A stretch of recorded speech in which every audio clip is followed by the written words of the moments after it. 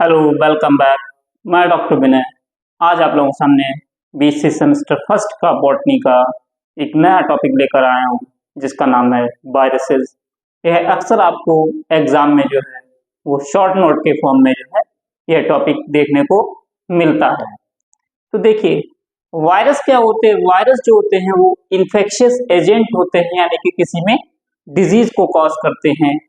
और इनमें जो है लिविंग और नॉन लिविंग बोथ प्रॉपर्टी पाई जाती है, इसीलिए हम लोग इनको connecting link between living and non living कहते हैं। अब बात करें इसमें कि लिविंग कैरेक्टरिस्टिक क्या क्या पाए जाते हैं। देखिए, लिविंग कैरेक्टरिस्टिक जो है वायरस में, जैसे कि वह जो है रेप्लिकेट कर सकता है या रिप्रोड्यूस कर सकता है बहुत ही फैंटास्टिक रेट में, कह सकते हैं बहुत ही अत्यधिक तेजी से। और यह केवल जो है रिप्रोड्यूस कहां पर करेगा, किसी लिविंग होस्ट सेल के अंदर। अब यहाँ पर देखिए, वायरस एक इन्फेक्शियस एजेंट है और उसमें लिविंग व नॉन लिविंग प्रॉपर्टी दोनों ही पाई जाती है। लिविंग प्रॉपर्टी, यह लिविंग की तरह तब बिहेव करेगा जब किसी होस्ट सेल के अंदर होगा, क्योंकि वह जो है इसकी वायरस की जो है खुद की कोई मशीनरी नहीं होती है। वह होस्ट सेल के अंदर रह करके होस्ट की मशीनरी को जो है यूज करके जो है अपना रिप्रोडक्शन करता है। अब इसमें जैसे कि लिविंग के सेकंड क्या प्रॉपर्टीज है या क्या कैरेक्टरिस्टिक है वायरस में, वह म्यूटेट हो सकता है। म्यूटेट का मतलब कि उसमें जीन्स में जो है वो चेंजेस हो सकता है। और नॉन लिविंग कैरेक्टरिस्टिक की बात करते हैं अगर वायरस में, जैसे कि नॉन लिविंग प्रॉपर्टी क्या क्या है। सबसे पहला चीज वह ए सेलुलर है।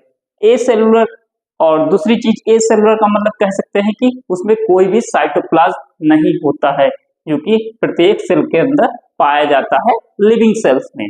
अब साइटोप्लाज्म नहीं है तो उसके अंदर जो शेल ऑर्गेनेल पाए जाते हैं, जैसे कि माइटोकॉन्ड्रिया, क्लोरोप्लास्ट, वैक्यूल्स, ये सभी भी अपसाइड होंगे, इसके अंदर नहीं पाए जाते हैं। और इसमें डीएनए और आरएनए, डीएनए अथवा आरएनए हो सकते हैं, लेकिन कभी भी जो है दोनों एक साथ नहीं पाए जाएंगे। यह इसकी जो है नॉन लिविंग प्रॉपर्टी है। दूसरा क्या है, बात करते हैं अगर वायरस की डिस्कवरीज के बारे में बात करें तो सबसे पहले जो है टर्म जो है वायरस वो दिया था मार्टिनस वेजरनिक ने।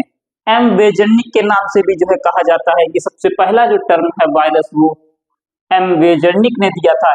ये बहुत ही सिग्निफिकेंट जो है वो कह सकते हैं ऑब्जेक्टिव के लिए आपका काम का है। और इन्होंने एक टर्म और दिया था कि कॉन्टेजियम वाइवम फ्लूइडम।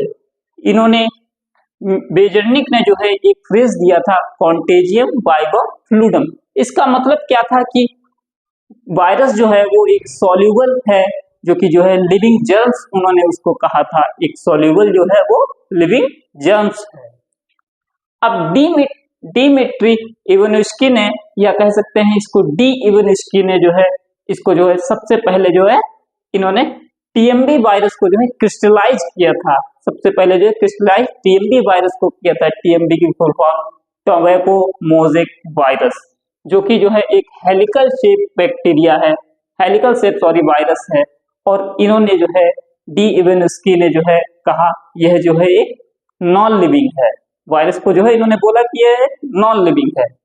अब बात करते हैं कि इसकी संरचना की या स्ट्रक्चर की बात करें अगर वायरस की, तो इसके स्ट्रक्चर की बेस पर जो है विभिन्न प्रकार के या डिफरेंट टाइप के जो है आपको वायरस जो है वो देखने को मिलेंगे on the basis of morphology. उनके जो है मॉर्फोलॉजी की बेस पर जो है बहुत डिफरेंट टाइप्स के जो है आपको वायरस देखने को मिलेंगे, जैसे हेलिकल हो गया, इकोसाहेड्रल हो गया, इनवेलप्ड हो गया वायरस, और कॉम्प्लेक्स टाइप का, इस टाइप से आपको जो है वायरस देखने को मिलेंगे। अब एक कंप्लीट वायरस को जो है हम लोग विरियन के नाम से जानते हैं। कंप्लीट वायरस पार्टिकल को जो है विरियन के नाम से जानते हैं। ऑब्जेक्टिव के बेसिस पर आपके लिए ये इंपॉर्टेंट पॉइंट रहेगा कि एक कंप्लीट वायरस को जो हम लोग विरियन को नाम से जानते हैं, जिसमें कि क्या होता है, न्यूक्लिक एसिड होता है। न्यूक्लिक एसिड मतलब डीएनए या आरएनए, जो कि जो है एक प्रोटीन कोड से जो है कवर्ड रहेगा, जिसे कैप्सिड कहते हैं। कभी कभी जो है आपसे ऑब्जेक्टिव में पूछ दिया जाता है कि कैप्सिड की यूनिट क्या होती है या इकाई क्या होगी, तो उसको जो है कैप्सोमियर्स कहते हैं हम लोग। कैप्सिड की इकाई कैप्सोमियर कहते हैं।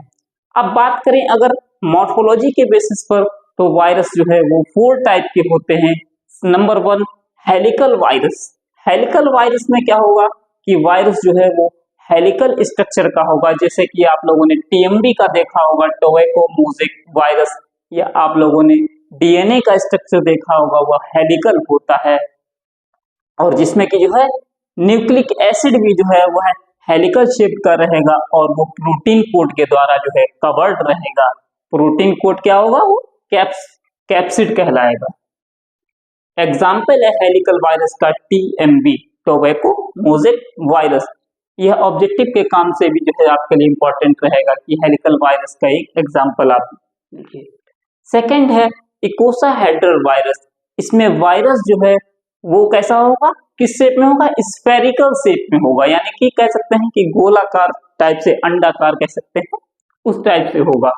और जो कि जो है 20 इक्विलेटरल ट्राइंगल्स उसमें पाए जाएंगे जो कि एक सिमेट्री में अरेंज रहेंगे, यानी कि उसमें जो है 20 इक्विलेटरल ट्रायंगल पाए जाएंगे एक सिमेट्रिकल पैटर्न। सिमेट्री का मतलब कि एक सीक्वेंस में पाए जाएंगे। एग्जाम्पल हो गया इसका इकोसाहेड्रल का पोलियो वायरस। थर्ड टाइप का जो वायरस है वो इन्वेलप्ड वायरस है। इन्वेलप्ड वायरस, इसमें क्या होता है कि कैप्सोमियर कैप्सिड्स के ऊपर एक इन्वेलप आउटर कवरिंग पाई जाती है, एक एडिशनल लेयर पाई जाती है जो कि कैप्सिड को कवर किए रहती है। और ये इन्वेलप प्रोटीन जो है वो क्या करेगी कि इन्वेलप जो है उसमें कुछ प्रोटीन्स भी पाई जाएंगी जो कि न्यूक्लिक एसिड को प्रोटेक्शन देंगी। और यह जो है ई प्रोटीन जो है वह किसी भी इन्फेक्टेड होस्ट सेल से जो है प्राप्त की जाती है।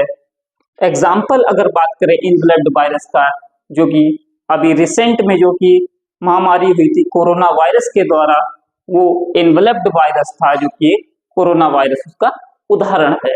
कोरोना वायरस एक इन्वेलप्ड वायरस का ही टाइप था। फोर्थ टाइप का अगर बात करें तो कॉम्प्लेक्स वायरस। कॉम्प्लेक्स वायरस में क्या होगा कि कैप्सिड में जो वायरस का जो कैप्सिड होगा इसमें उसका कोई शेप जो है वो निर्धारित नहीं होगा। वो ना तो प्योर हेलिकल होगा ना इकोसाहेड्रल टाइप का होगा, और उसमें जो है कुछ एडिशनल स्ट्रक्चर पाए जाएंगे, जिसमें कि हो सकता है कि प्रोटीन टेल्स पाई जाएं, या कॉम्प्लेक्स आउटर वॉल भी उसके कोई चारों ओर एक वॉल पाई जाए, या लिपिड्स उसमें पाए जाएं। इस तरीके से कुछ एक्स्ट्रा स्ट्रक्चर हो सकते हैं। कॉम्प्लेक्स वायरस का उदाहरण की बात करें एग्जाम्पल की, तो एक पॉक्स वायरस होता है जो कि जो है कॉम्प्लेक्स वायरस का एग्जाम्पल है। अब बात करें अगर क्लासिफिकेशन की, वायरस को क्लासिफाई कैसे किया जाता है, तो एक कमेटी है ICTV, international committee on taxonomy of virus. इसके अकॉर्डिंग जो है कुछ नियम बनाए गए हैं कि वायरस को कैसे क्लासिफाई करना है। जैसे कि एक जर्नल स्ट्रक्चर दे दिया गया कि वायरस को इस प्रकार से ऑर्डर में लास्ट में विरेल्स लगा होगा, फैमिली में विरिडी लगा होगा, सब फैमिली में विरिनी लगा होगा, और जीनस में वायरस, स्पीसीज में भी वायरस आपको देखने को मिलेगा। तो अब ये तो हो गया वायरस के बारे में। अब नेक्स्ट हम लोग पढ़ेंगे कि इसकी लाइफ साइकिल या लाइफ प्रोसेस क्या है, जो कि नेक्स्ट उसमें लेक्चर में आपको जो है देखने को मिलेगा, जिसमें कि हम लोग पढ़ेंगे लाइसोजेनिक टाइप ऑफ साइकिल और लिटिक साइकिल। उसमें कैसे जो है इन्फेक्ट करता है अपने होस्ट को और रेप्लिकेट करता है किस प्रकार से, वो हम लोग नेक्स्ट लेक्चर में देखेंगे। आशा करते हैं कि आप लोगों को ये वायरसेस जो है, जो कि शॉर्ट नोट के रूप में आता है, अच्छे से समझ में आया होगा। और अगर वीडियो अच्छी लगी हो आप लोगों को, तो चैनल को सब्सक्राइब करें, अपने दोस्तों के बीच में शेयर करें। जय हिंद, जय भारत, थैंक यू।